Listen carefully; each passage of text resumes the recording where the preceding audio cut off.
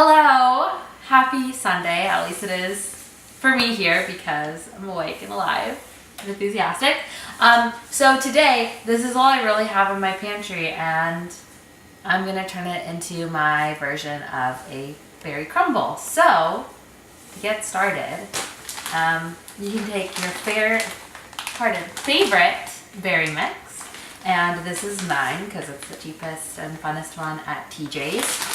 And it has blueberries, blackberries, and raspberries. There's also a blend with cherries in it, but that's like $1 extra. So this will do, but so it depends on your mood. So I just have like a little ramekin here because I just make this for myself. And I'm gonna pour in some berries. So I have the berries in the ramekin, and if you don't have any cornstarch, it works totally fine to just throw it into the oven and let it cook down, and I've never had a problem with just putting the crumble on top and eating it.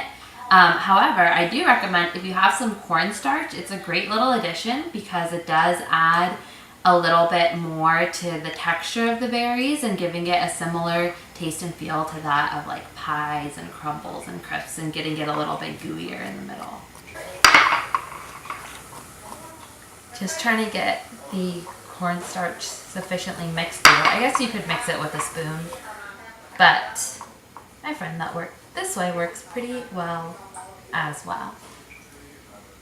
So I have the oven preheated to 350 degrees, and I'm just gonna go ahead and throw in just the berries and the cornstarch mixture. Maybe top rack today, because maybe bottom. We'll go bottom. Like I said, there's no need for a recipe. You just gotta do what your heart feels like. You know, sometimes I set the oven to 360, 375, even 400, depending on how patient I am. And it all turns out the same, more or less. It's berries, it's crumble, it's delicious. So, berries are in the oven, and I'm gonna make a crumble, and the first things I just kind of whipped out for the base, some butter, some oats, some vanilla and cinnamon. But I think that it could be a little bit more interesting. So I have some almond butter in my cupboard. Some TJ's creamy almond butter, I guess. Oh yeah, because sometimes I do throw in some almond flour into this crumble topping. So almond butter is kind of a good substitute, I bet, right? Because it'll give a little bit of a nutty flavor. And obviously it's almond butter, so a little bit of fat never hurt anyone. So let's see how it turns out. I'm gonna start off with a couple spoons of oats. If you watch my videos, you know I don't believe in recipes.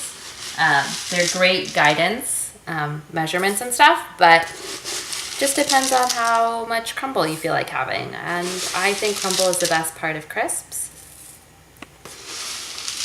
So I'm gonna add about 4 spoons of it.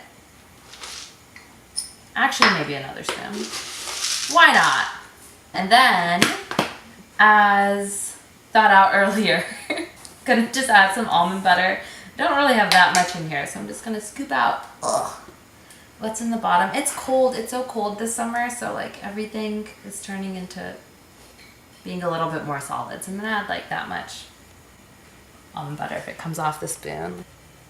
I just love the smell of almond butter. So now, le beurre. I took French in high school. Le beurre is going in.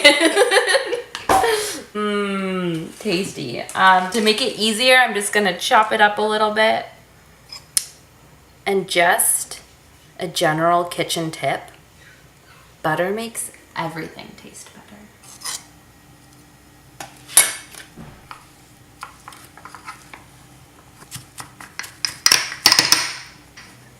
And I like to kind of cut into it here because oftentimes the butter and the almond butter kind of just turn everything into a clump. So just to keep everything like a little bit more separated, because that's how I like my crumble. Instead of like one solid layer, I like it to have its little bumps and such. I just keep cutting into it as I stir and mix. Now that it's mostly together, I'm going to sprinkle in my cinnamon. And now I'm going to add in some vanilla. And salt, of course, for anything sweet.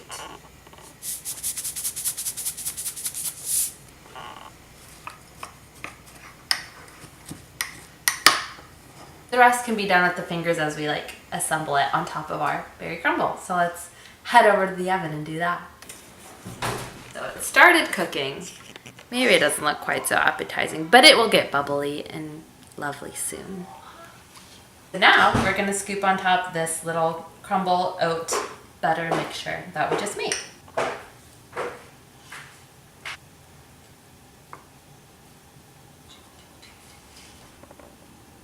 Bellissimo, that's not what Italians say. You may have noticed that we added no sugar to this at all, and personally I don't think it really needs much because berries are sweet, and it's really tasty the way it is, and we'll add honey on top afterwards for the drizzle. This time, see, I thought about this. I'm gonna put it on the top rack because really we're focused on cooking the top part of the crumble. Again, I just like to keep it there until you can see the bubbles forming from the berries, because it'll start to cook in all the berry liquid and you'll see the bubbles on the outside. That's how you know when it's done, and a little brown on top.